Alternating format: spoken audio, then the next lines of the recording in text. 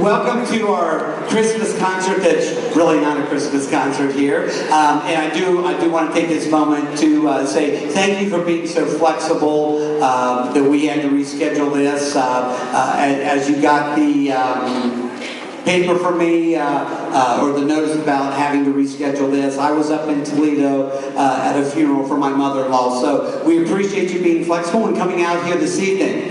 This is not really it's kind of a concert, but it's kind of a clinic too. We want to show you, parents, what we do each day and how things kind of progress, okay? And I'm just curious, how many of you have had kids that have already played in band before?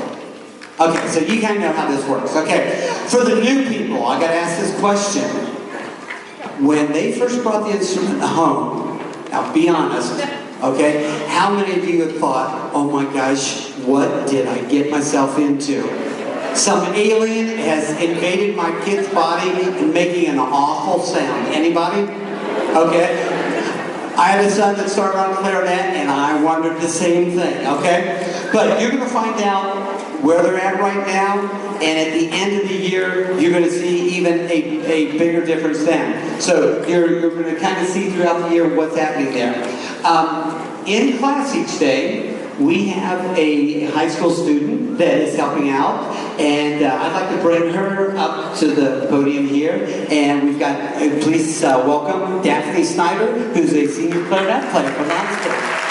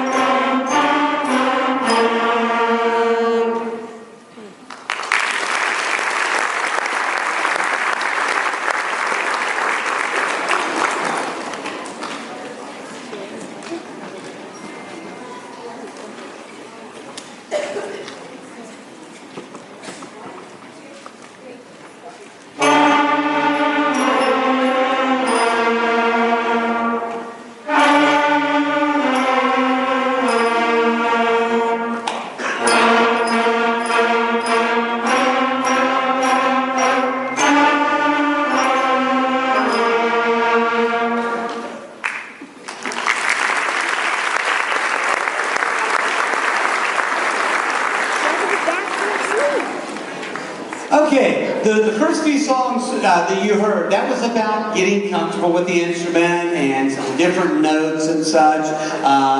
The first song that we really played was that last one, Hot Cross Buns. We also stressed articulation, how to tongue and get the sound to come out, and all those kinds of good things here.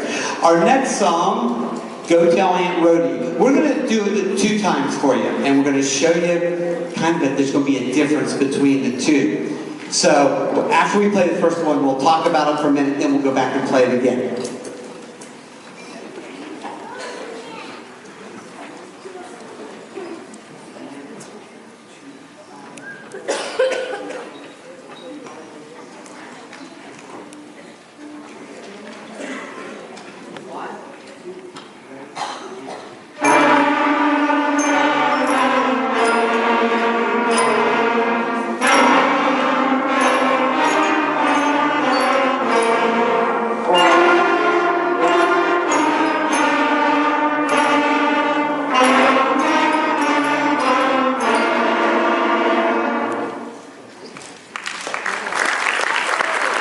Okay, you're kind of wondering, you're being polite on that one, but I set them up here, okay? I told them, I want you to play that song and miss 2 notes. I'll miss 2 notes. And as you heard, we kind of cringe a little bit when we play some of those, because some of it's ugly, okay, for lack of a better word there. But music is one of those things where, and I always tell them in math class, if we get a 90%, that's amazing.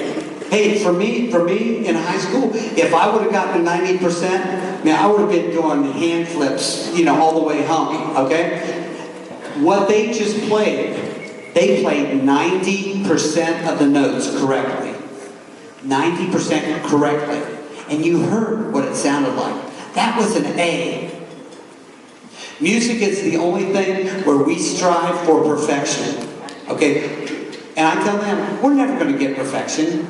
Even the best professional in the world is never going to get perfection. But we work to see how close we can get. So let's listen to that song again. And this time they're going to play the right notes.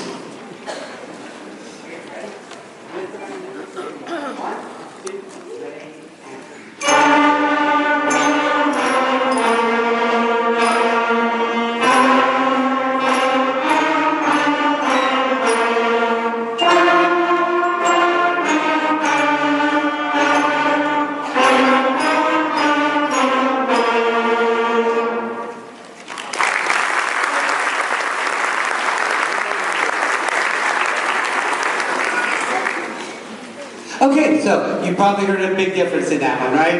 That's one you want to hear. Okay, so we'll keep that going. Our next song is our first duet. It's where we split it up and we got two different parts going here. And with this first one, it's more of a rhythmic thing. It's not really they're playing different notes, but they're playing different rhythms. So this really forces the students to listen and play their own part, and regardless of what's happening around them.